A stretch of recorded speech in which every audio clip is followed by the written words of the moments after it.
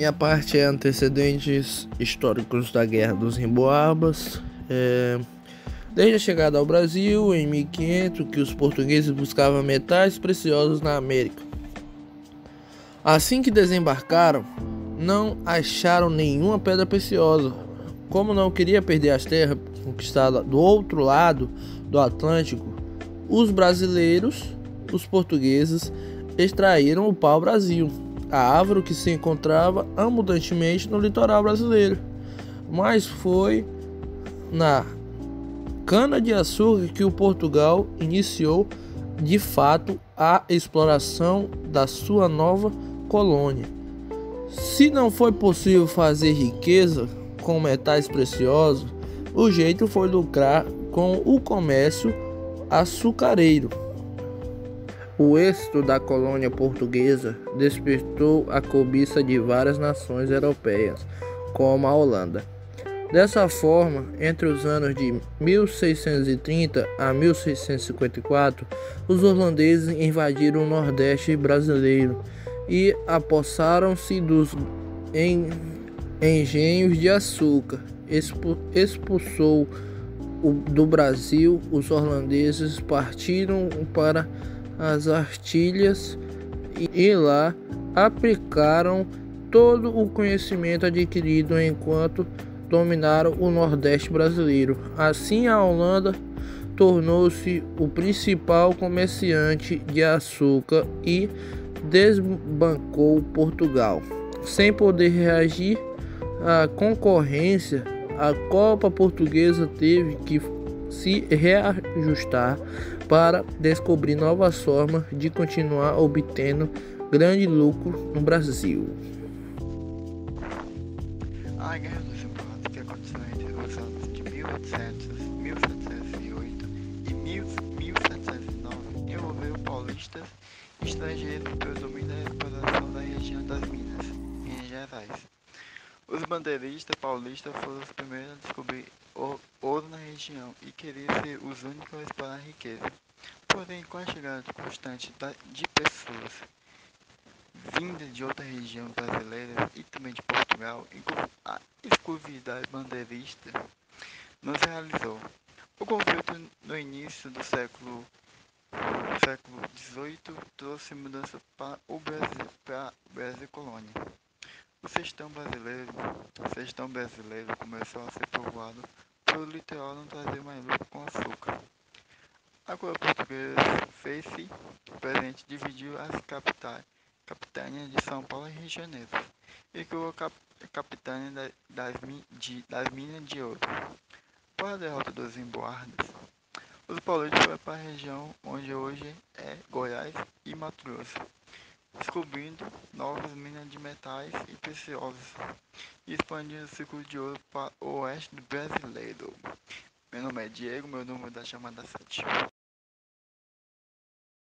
Eu vim falar sobre uma das causas da Guerra dos Emboados. É que de início, mais importante foi que de início, uma das principais causas da Guerra dos Emboados foi pela disputa em torno das minas de ouro.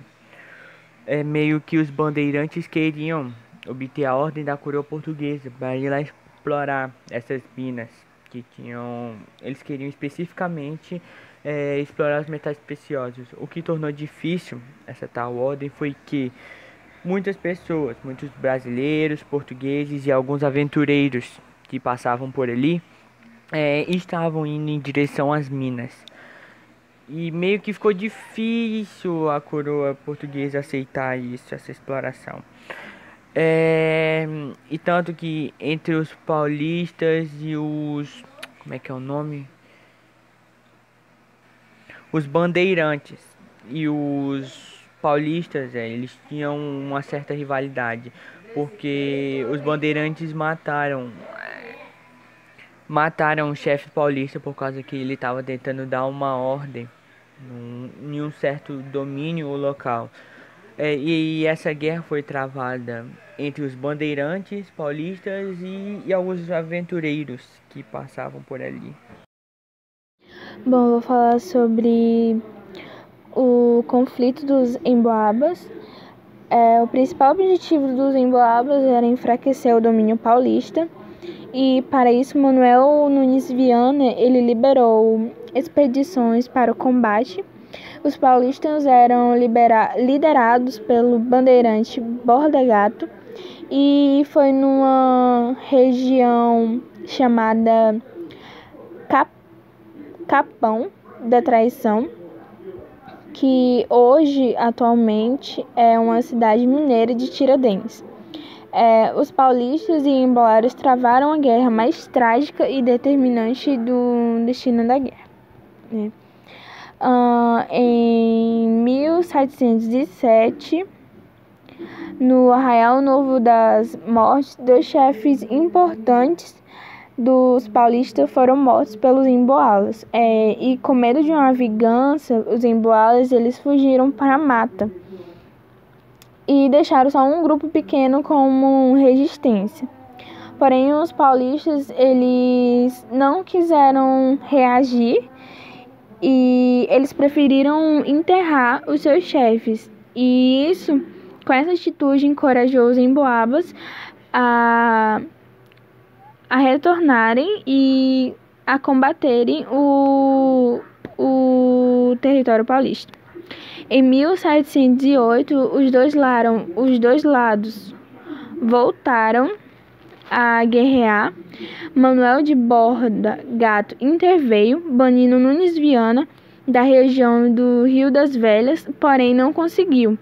E várias tentativas de acordo foram feitas, mas os embolários tomaram a iniciativa de desarmar todos os paulistas que encontravam. E com esse pensamento, eles prepararam um grande ataque contra eles. E ao fim de 1708, os emboalas já tinham o controle de 2 das 3 áreas de mineração mais importantes e os paulistas fugiram para o Rio das Mortes.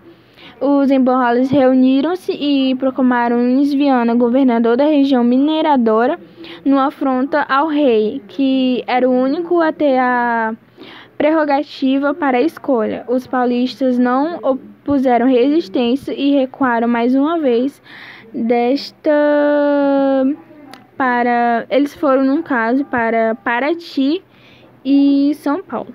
Então, os emboalas derrotaram o exército paulista e conseguiram exercer o seu domínio. E essa foto que está passando aí, ele é um monumento de Borda Gato, localizado na Avenida de Santo Amaro, em São Paulo. O bandeirante lutou contra os estrangeiros na Guerra dos Emboalas. É isto.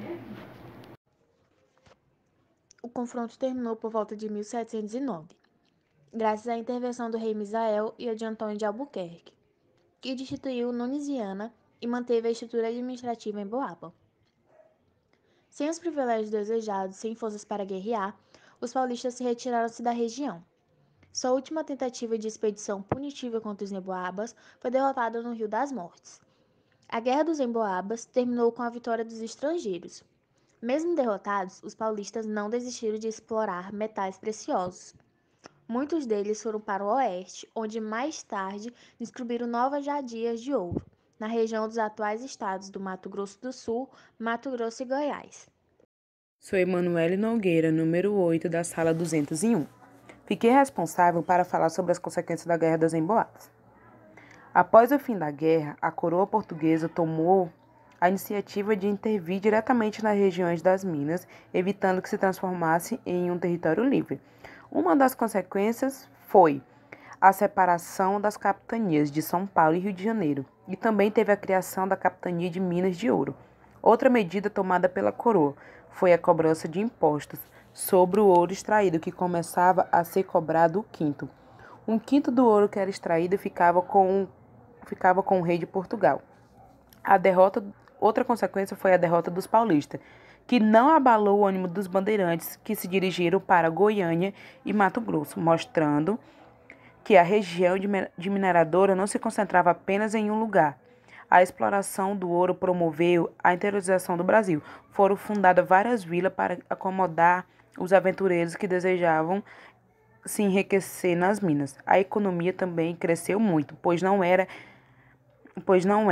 dependente apenas da exploração dos metais preciosos para o metrópole.